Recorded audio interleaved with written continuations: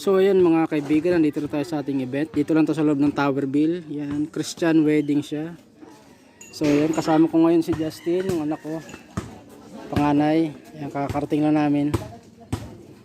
Yan, so ito na yung setup niya, lavender yung motif. Oo nga. So ayan. Yan yung ano niya.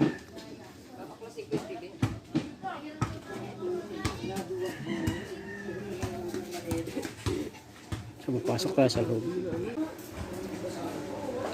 So ito na yung loob ng simbahan. Ayan. Hello po. Ay, ano to? Ay, natanggal ko yan. So ito yung loob ng simbahan. Ito yung catering. Yan. So ngayon mga kaibigan, ang setup natin is gagamitin natin tong ano, gamit ng simbahan dito sa loob, yung audio nila. So ito siya. Set up ko pa to ngayon. Ayan, so ito yung speaker nila. Tsaka doon sa kabila. Kasi yung gamit ko doon yung setup, dalawa yung setup eh. Dito sa loob tsaka yung speaker nasa labas. Kailangan marinig daw sa labas. Ayan, ito yung church nila, Living Stream Square. And so mga kaibigan, balik ako mamaya. Set up na kami. So yun mga kaibigan, done set up na kami. So ito yung naging setup, ito yung gamit ng church nila. Yan, ito yung amplifier nila. Yan, so yung player ko lang ginamit ko. Yan yung speaker nila, tumutunog. Tsaka doon. Yan, so ito yung naging setup ng ilaw namin. Yan.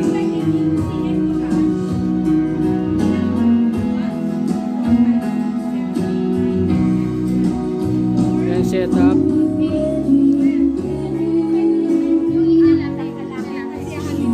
Tapos lalabas ako. Ito yung setup ng ilaw namin. Ayan, ito yung mga wire ko sa gilid pinadadaan. Yan. So yan, tumutunog na rin yung speaker ko dito sa labas. Pinagtabi ko na lang para hindi mahirap mag-connect. Ayan, so yun naman yung setup. Tapos doon sila mamaya after ng ceremony sa reception. Ito na. Ayan. Ilawan din natin yan mamaya dyan. Pagka ililipat yung ilaw sa loob, ilalabas dito mamaya. So yun mga kaibigan, nagpalagay na ako ng ilaw. Gagamitin mamaya sa gabi. Yan, iwa-white lang natin yan siya para maliwanag dito. Sa reception mamaya, white lang. Yun, siguro hindi ko nalalagay ng ilaw ng ano. Kasi gagamitin yung ilaw ko dito pang ilaw sa mga tent. Wala silang ilaw eh. Ayan.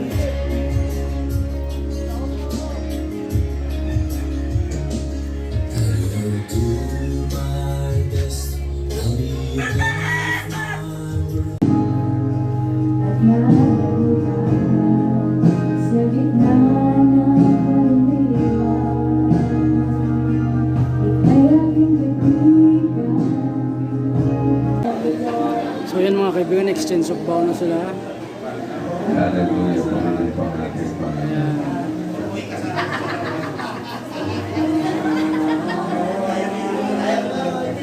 Exchange of bow na sila.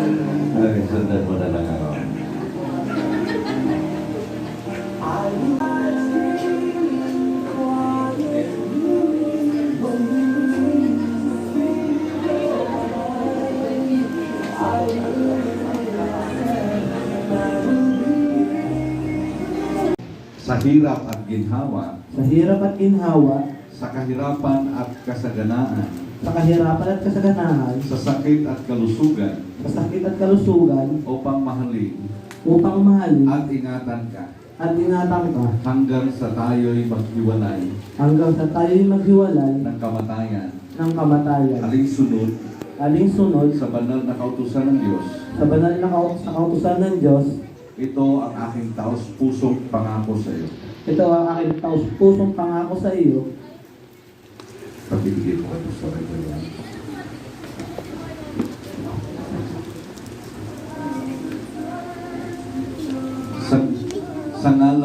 ating Panginoong tinatanggap kita.